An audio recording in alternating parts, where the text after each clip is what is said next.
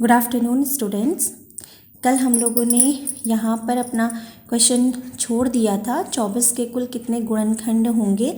इस पॉइंट पे हमने अपना जो क्वेश्चन था उसे यहाँ पे छोड़ा था। ठीक है, ऊपर जो मैंने क्वेश्चंस करवाए थे पिछली क्लास में तो वो आप लोगों ने ज़रूर प्रैक्टिस किए होंगे। अगर कोई भी डाउट है तो आप लोग उसे यहाँ पर बता सकते हैं, पूछ सकते हैं। ठीक है, डेली आप लोगों की क्लास डे टाइम में ही होगी, दिन में ही आप लोगों की क्लासेस हम लेंगे। ठीक है, अब देखो यहाँ पे हमारा जो क्वेश्चन था वो था 24 के कुल कितने गुणनखंड होंगे। तो देखो मैंने बोला था सबसे पहले हमें 24 के फैक्टर्स करने हैं। ठीक है, वही छोटा मेथड जिसमें हम फैक्टर्स करते हैं। 24 को सबसे पहले सबसे छोटे नंबर 2 से काटेंगे। 2 से 24 कटेगा 12 बार। ठीक है, फिर हमने 2 से फिर से कैसे काटा तो 2 6 12, फिर 6 बार कट गया। 6 फिर से 2 की टेबल में आता है तो 2 3 6 हो जाएगा और फिर आ जाएगा 3 1 जा 3। 3 हमारा एक प्राइम नंबर है तो यहाँ पे 1 आ गया। अब 1 के आगे हम इसे लेकर नहीं जाएंगे। ठीक है, तो देखो गुणनखंडों की संख्या कैसे निकालते हैं। आपको करना क्या है, जो भी यहाँ पे आपने इसके फैक्टर्स बनाए हैं उन्हें कैसे लिखोगे। देखो 2 गुणा 2 गुणा 2, इसे ऐसे ही तो लिखा जाएगा। ठीक है, कैसे लिखा जाएगा देखिए 2 गुणा 2 गुणा 2 गुणा 3। गुणा 1 लिखने की ज़रूरत तो पड़ेगी नहीं। ठीक है, तो देखो यहाँ पे 2 कितनी बार आया 1 2 3। गुणा होने पे घातें जुड़ जाती हैं बोला जाता है ना, तो 2 की घात बन गया कितना 3 गुणा 3 की घात बन गया 1, पावर 2 की पावर 3 इंटू 3 की पावर 1। अब देखो गुणनखंडों की संख्या अगर बोलेगा कुल गुणनखंड कितने हैं। ठीक है, देखो यहाँ पे कोई ऐसा नहीं पूछा उसने भाज्य गुणनखंड कितने हैं, ये नहीं पूछा अभाज्य गुणनखंड कितने हैं, उसने पूछा है कुल गुणनखंडों की संख्या बताइए। तो गुणनखंडों की संख्या निकालनी कैसे होती है वो बात आपको ध्यान रखनी है। देखो मैं आपको फॉर्मूला नहीं बता रही हूँ, डायरेक्ट आपको ट्रिक बता रही हूँ, इससे आप सॉल्व करेंगे। ठीक है, देखो जो भी प्राइम है ये बेस में हमेशा प्राइम होना चाहिए, ध्यान रखना। जो बेस है वो हमेशा क्या होना चाहिए प्राइम, ऐसे नहीं 2 दूनी 4 लिख दिया आपने। ठीक है, ऐसा नहीं करना, आपको क्या लिखना है जो यहाँ बेस में वो हमेशा प्राइम होना चाहिए, अभाज्य संख्या होनी चाहिए। प्राइम के ऊपर जो भी घात चढ़ी है, ठीक है, देखो 2 की पावर क्या है 3 है, तो इस 3 में 1 जोड़ दो, 3 + 1 किया ब्रैकेट में बंद कर दिया, फिर गुणा। ठीक, ब्रैकेट जब 2 ब्रैकेट होते हैं उनके बीच में गुणा का साइन लगाया नहीं जाता, बट आप लोग लगा सकते हो, कोई प्रॉब्लम नहीं है। कोई हमें शो नहीं करना कि हम कैसे क्वेश्चन को सॉल्व कर रहे हैं। ठीक है, अब देखो 3 की पावर में कितना था 1, 1 में भी 1 जोड़ेंगे, मतलब पावर में 1 जोड़ देना है हमेशा। जितने भी नंबर, अगर गुणा यहाँ पे 5 की घात 1 होता तो उसमें भी हम यहाँ पे एक ब्रैकेट और बना के 1 + 1 कर देते हैं। ठीक है, फिलहाल 3 + 1 बना 4, 1 + 1 बना 2, 4 गुणा 2 बन गया 8। यानी कि 24 के कितने गुणनखंड कुल हैं, वो टोटल गुणनखंड 24 के बनेंगे 8। कौन कौन से मैंने यहाँ पे देखो लिखा भी है, लेकिन ज़रूरी नहीं आपको आपको ये चीज़ भी पूरी शो करनी होती है, लेकिन फिर भी मैंने बताने के लिए लिखा हुआ है। देखो 1 और 24 ये 2 तो होंगे ही होंगे, पक्का श्योर है। ठीक है, फिर 2 भी 24 को काटता है 12 बार, 3 24 को काटता है कितनी बार 8 बार, 4 भी 24 को काटता है 6 बार, 6 काटता है 4 बार, 8 काटता है 3 बार, 12 काटता है 2 बार। कितने हो गए 1 2 3 4 5 6 7 8। छोटे नंबर के लिए तो बच्चे क्या करते हैं, ऐसे पता करके सीधे सीधे अपना आंसर टिक कर देते हैं, लेकिन जब 24 की जगह पे मान लो 72 हो जाता, 128 हो जाता, 244 हो जाता तो कैसे निकालते। तो उस समय के लिए ये फॉर्मूला आपको पता होना चाहिए। ठीक है, +1 करना है, घात जो भी है उसमें +1 करना है, लेकिन एक बात ध्यान रखनी है कि घात हमेशा प्राइम नंबर की होनी चाहिए। किसकी होनी चाहिए, प्राइम नंबर की, अभाज्य संख्या की। ठीक है, ये क्वेश्चन यूटेट में बहुत पूछा जाने वाला क्वेश्चन है। इस टाइप के क्वेश्चन यूटेट में पूछे जाते हैं आप लोगों के पास, उत्तराखंड का जो टीईटी होता है, और सीटेट का तो ये क्वेश्चन है ही। ठीक है, तो ये आपका मैथ्स का एक क्वेश्चन था। अब हम इस पर बेस्ड अब दूसरा क्वेश्चन देखते हैं क्या है। ठीक है, देखिए अब हमारे पास जो अगला पार्ट है वो क्या है, उसमें क्वेश्चन में क्या कहा है 105 के अभाज्य गुणनखंडों की संख्या ज्ञात कीजिए। 105 के अभाज्य गुणनखंड, देखो अभी 105 के जो गुणनखंड पूछा वो भी कैसे गुणनखंड पूछा, अभाज्य, कुल गुणनखंड नहीं पूछा। इससे पहले वाले क्वेश्चन में कुल गुणनखंड पूछा था, अभी पूछा है अभाज्य गुणनखंडों की संख्या। अभाज्य यानी कि जिसे सिर्फ एक काटता है या फिर वो नंबर खुद काटता है, जिसके सिर्फ 2 फैक्टर होते हैं, उसे अभाज्य नंबर कहते हैं। ठीक है, देखो 105 को कौन सा नंबर काटेगा, देखो 105 को 3 से काटा, 2 इसे काटेगा नहीं, क्योंकि 105 कैसी संख्या है, विषम संख्या। विषम संख्या 2 से नहीं कटती है। ठीक है, ये 3 से कट जाएगा, क्यों, क्योंकि जब अंकों का योग करते हैं तो वो नंबर हमारा 3 से कटना चाहिए। तो 1 + 0 1 + 5 6, 6 3 की टेबल में आता है, इसका मतलब 105 3 से कटेगा। 3 तियाँ 9, ठीक है, 10 में टेबल देंगे, 3 तियाँ 9, बचा 1, 1 और 5 हो गया 15, 3 पंजे 15। अब ये नंबर 3 से नहीं कटेगा, क्यों, 5 और 3 होता है 8, 8 3 की टेबल में आता नहीं है, इसलिए अब इसको हम 3 के बाद कौन सा प्राइम है, 5, 5 से 35 कटेगा, 5 सत्ते 35, फिर 7 एकम 7, तो देखो 3 × 5 × 7 105 हो गया, यही तो आया हमारा। ठीक है, तो इसके अभाज्य गुणनखंड कितने हैं, देखो 3 भी अभाज्य संख्या है, 5 भी कैसी संख्या है, अभाज्य संख्या है, और 7 भी कैसी संख्या है, अभाज्य संख्या है। तो कितने अभाज्य गुणनखंड हो गए, 3। अगर मैं इसके पूछती तुमसे, आप लोगों से पूछती कुल गुणनखंड, ठीक है, कुल कितने गुणनखंड होंगे, कुल गुणनखंड देखो 3 की घात में 1, 5 की घात में 1, 7 की घात में 1, तो कुल गुणनखंड कितने होते, इस 1 में 1 जोड़ दूंगी, फिर इस 1 में 1 जोड़ दूंगी, फिर इस 1 में 1 जोड़ दूंगी, कितना बना, 2 × 2 × 2, कितना हो गया, 2 दूनी 4 दूनी 8, यानी कि 105 के कुल गुणनखंडों की जो संख्या है वो है 8, जिसमें भाज्य भी आ जाते हैं और अभाज्य भी आ जाते हैं। क्लियर है सब बच्चों को ये चीज़, ठीक है। तो मैंने आप लोगों को भाज्य और अभाज्य गुणनखंडों की संख्या निकालना समझाया। आप लोग इन दोनों क्वेश्चंस को प्रैक्टिस करेंगे और भी कुछ क्वेश्चंस बनाएंगे, जो भी प्रॉब्लम आएगी फिर वो पूछेंगे, ठीक है। अब देखो नेक्स्ट हमारा क्या आता है, अगला क्वेश्चन क्या है, देखो अब नंबर वाले क्वेश्चन को एक चीज़ मैं बार बार आपको रिपीट करके बता रही हूँ, हमेशा एक बात ध्यान रखिए कि जितनी भी संख्याएं हमारे पास होती हैं, जितने भी क्वेश्चन होते हैं, उन्हें अच्छे से पढ़ के सॉल्व करना चाहिए। जल्दबाजी ना करें, क्वेश्चन में ही कोई ना कोई हिंट जरूर मिलेगा, ठीक है। देखो एक संख्या 100 के आधे से अधिक है, 100 के आधे से अधिक है, पहली लाइन है, ठीक है। इनमें हम ऑप्शन का भी यूज़ कर सकते हैं, जो इसके ऑप्शंस होते हैं ऑप्शन का भी यूज़ किया जा सकता है, ठीक है। किसका यूज़ किया जा सकता है, इसमें ऑप्शंस का भी यूज़ किया जा सकता है। अब देखो मैं आपको इसके ऑप्शंस बताती हूँ कि इसमें ऑप्शंस क्या क्या थे। आपको इसके ऑप्शंस पता चलेंगे तो मे बी आप लोग उनको आसानी से बता पाएंगे, ठीक है। तो देखो हम लोग इसके ऑप्शंस को देखते हैं। ऑप्शंस में इसमें था 84, ठीक है, 63, इस तरीके से ऑप्शंस थे। जैसे देखो 84 हो गया, 63 हो गया, ऐसे इसमें बहुत सारे ऑप्शंस हैं, ठीक है। कौन सा आंसर हमारा फिट बैठेगा हम वो देखते हैं, क्लियर। देखो एक संख्या 100 के आधे से अधिक है, यानी कि 50 से ज़्यादा होगी। 100 का आधा 50, 50 से ज़्यादा, या 6 दहाई से अधिक और 8 दहाई से कम है, यानी कि 6 दहाई यानी कि 60 से बड़ी होगी, 8 दहाई से कम होगी, यानी कि 60 और 70 के बीच में होगी। इसके अंकों का योग 9 है, 60 और 70 के बीच में कोई भी नंबर हो उसके अंकों का योग 9 है, ठीक है। अंकों का योग कोई भी नंबर हो सकता है, वो अंकों का योग उसका उसने बोल दिया 9 है, ठीक। जैसे मान लो इसके बीच में कोई भी नंबर हो, जैसे मान लो इन दोनों के बीच में एक 72 लिख लेती हूँ, 60 और 80 के बीच में 72 है। अब 72 में उसने क्या बोला, इसके एक ऑप्शन में 72 भी था, ठीक है। अब उसने बोल दिया देखो 7 और 2 को जोड़ा तो 9 आया ना, लेकिन 9 इसका आंसर, 72 इसका आंसर नहीं होगा, क्यों, इसके दहाई का अंक इकाई के अंक का दुगना है। देखो 72 में ये इकाई है, ये दहाई है, दैट इज ये 1s है, ये 10s है, दैट मीन्स, ठीक है। तो देखो दहाई का अंक इकाई के अंक का दुगना थोड़े नहीं है, 2 का दुगना 4 होता है, 7 नहीं होता।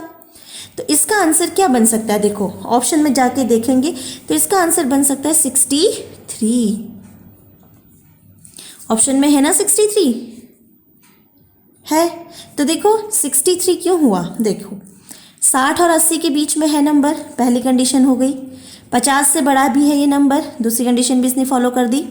दूसरा उसने बोला इसके अंकों का योग 9 होना चाहिए, 6 और 3 9 भी होता है, ये भी हो गई पूरी, ठीक है। और फिर बोला कि इसके दहाई का अंक इकाई के अंक का दुगना होना चाहिए, देखो 6 3 का दुगना है, तो इसका मतलब इसका आंसर क्या होगा 63।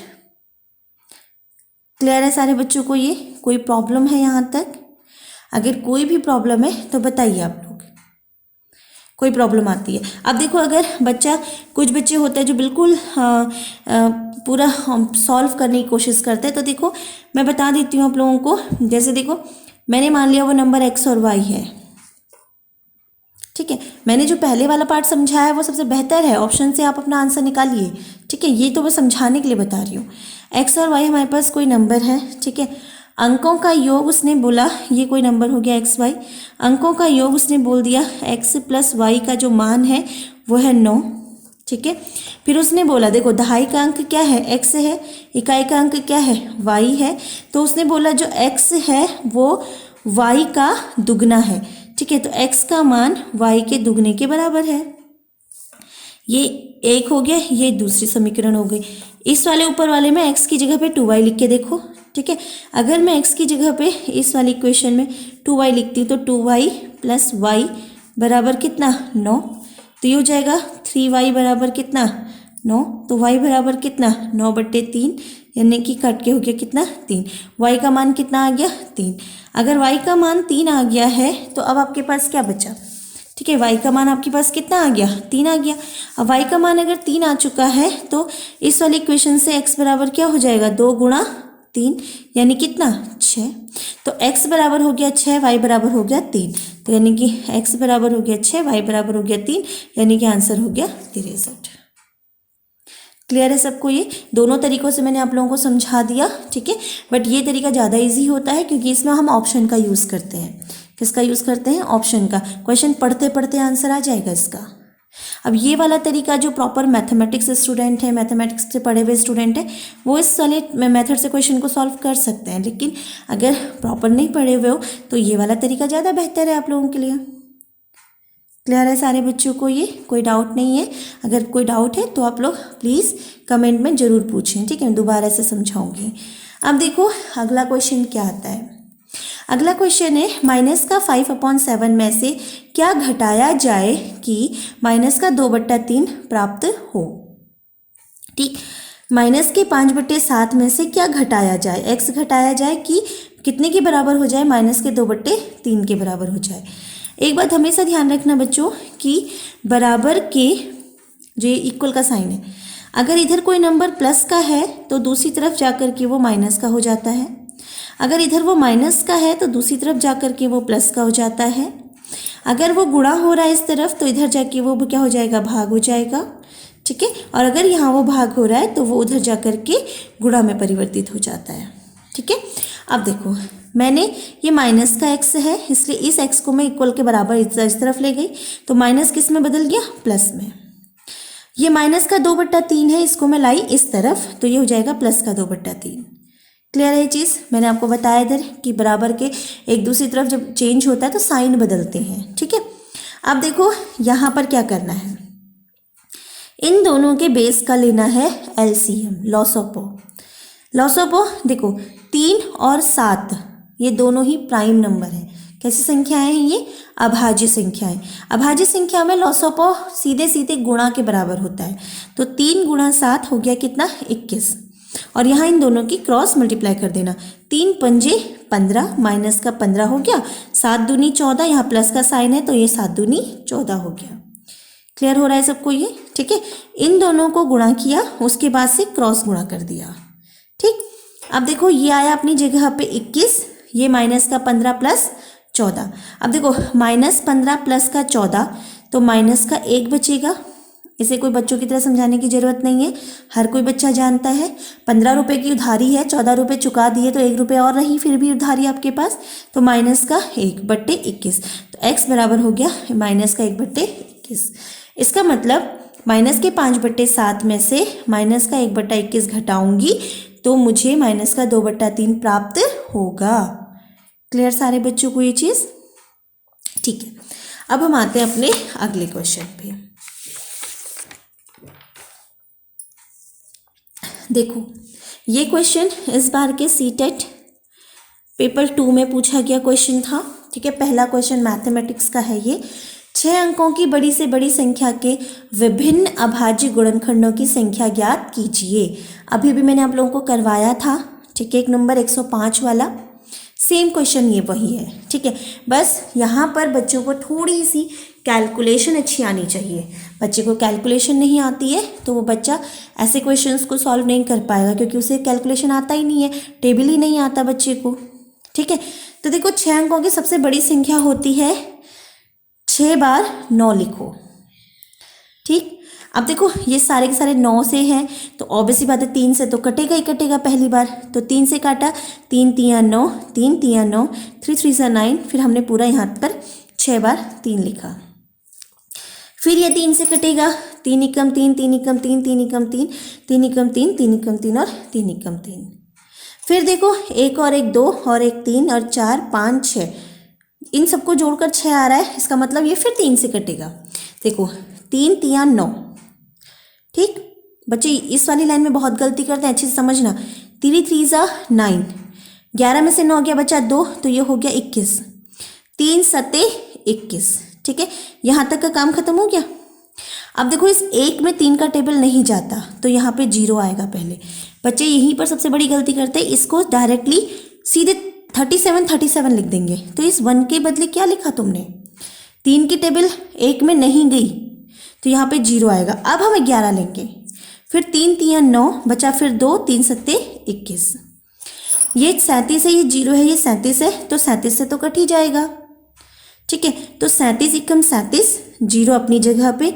3 में 37 का टेबल नहीं गया, फिर से 0 आया, फिर 37 बन गया, 37 बन जा 37।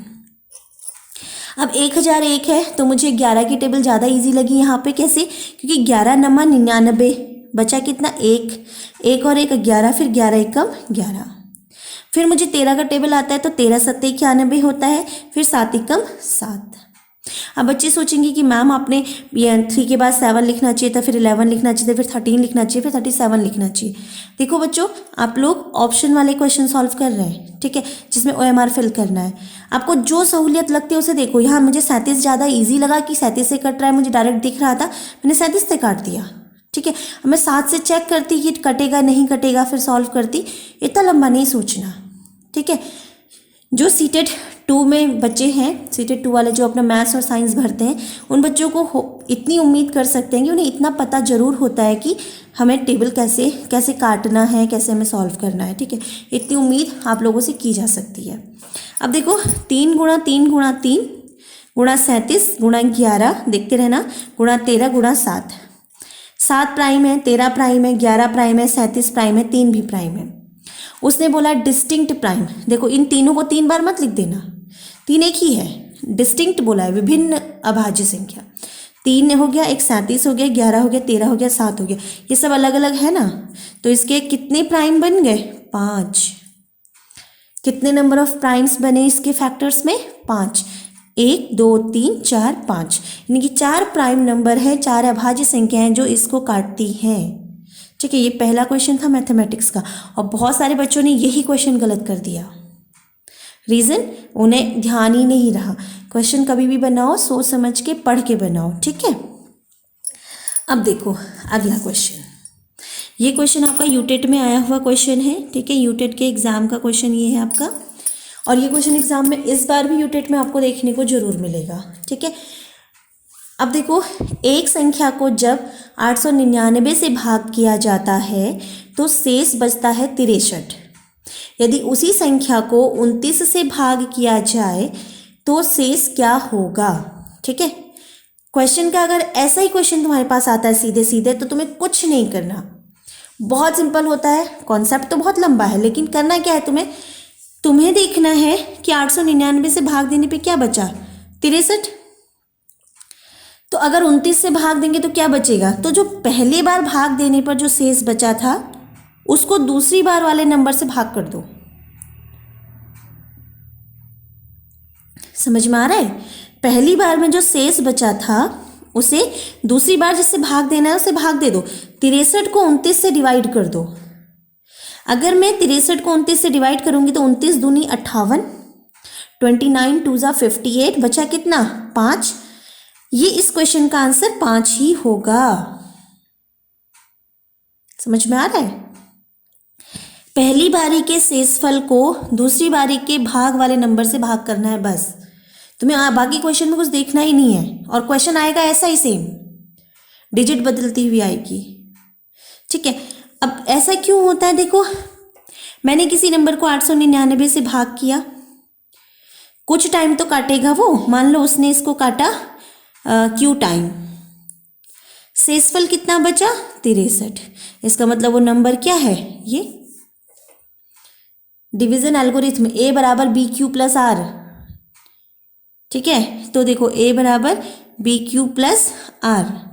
b होता है जिससे भाग दिया जाता है, q होता है जितनी बार भाग जा रहा है, प्लस r होता है जो शेषफल बच रहा है, a होता है नंबर कि वो नंबर ये है। ठीक है, अब देखो इस नंबर को जब मैं 29 से भाग करूंगी तो क्या बचेगा बोल रहा है ना। तो ध्यान रखना हमेशा जब क्वेश्चन सेट करने वाला टीचर क्वेश्चन सेट करता है तो 899 गुणा क्यू में, ये क्यू कुछ भी हो सकता है 1 2 3 4 5 वटेवर, अगर इस क्यू की वैल्यू कुछ भी हो जाए तो आंसर सारे बच्चों का अलग अलग हो जाएगा। तो हमेशा वो टीचर 29 से 899 जरूर कटेगा, वो इसको कटने वाला ही बनाता है और हमेशा बनाएगा। यानी कि इस वाले पोर्शन में जो शेषफल होता है वो हमेशा 0 होता है, प्लस 63 को 29 से भाग करके जो भी बचेगा वो शेषफल तुम यहाँ लिखोगे, तो टोटल शेषफल कितना बचा 0 प्लस 5, यानी कि आंसर 5 आएगा। इसका मतलब हुआ कि आगे वाला पोर्शन हमारे काम का है नहीं।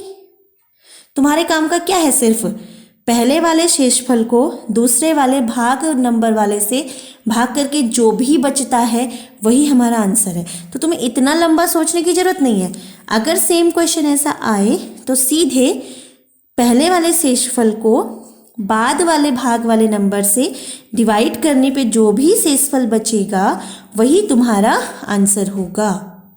ठीक है, तो इस क्वेश्चन में टेबल अगर अच्छे से आती, भाग देना आता है, मैक्सिमम 10 से 15 सेकेंड, दैट्स इट, इसके आगे एक भी सेकेंड नहीं लगता। क्लियर हो रहा है सारे बच्चों को? ये सिर्फ इतने टाइम में तुम्हारा क्वेश्चन बन जाएगा। और पिछली बार का यूटेट का एग्जाम पेपर उठा के देखो, सेम क्वेश्चन आपके एग्जाम में है। ठीक है, तो ये आप लोगों के आज के कुछ क्वेश्चंस थे। जो भी इनमें क्वेरीज हैं, देखो जो क्वेश्चंस मैं आप लोगों को करवा रही हूँ नंबर्स पे बेस्ड, ये सारे क्वेश्चन आपके एग्जाम में पूछे गए हैं। इसी टाइप का क्वेश्चन आएगा फिर से। टीईटी का सिलेबस जो होता है वो सेम रहता है, तो इतना ज़्यादा कुछ सोचने की ज़रूरत नहीं। क्वेश्चन में डिजिट बदल जाएगी लेकिन आपका क्वेश्चन का पैटर्न वही रहेगा। तो क्वेश्चंस को, इसी टाइप के क्वेश्चंस को सॉल्व कीजिए। आपको जो भी डाउट लगे आप उन्हें कमेंट में दे करके पूछ सकते हैं। ठीक है, इस चैनल को लाइक कीजिए, शेयर कीजिए, सब्सक्राइब कीजिए। अगर आपको कोई भी डाउट होता है तो हमसे ज़रूर पूछिए। Thank you students.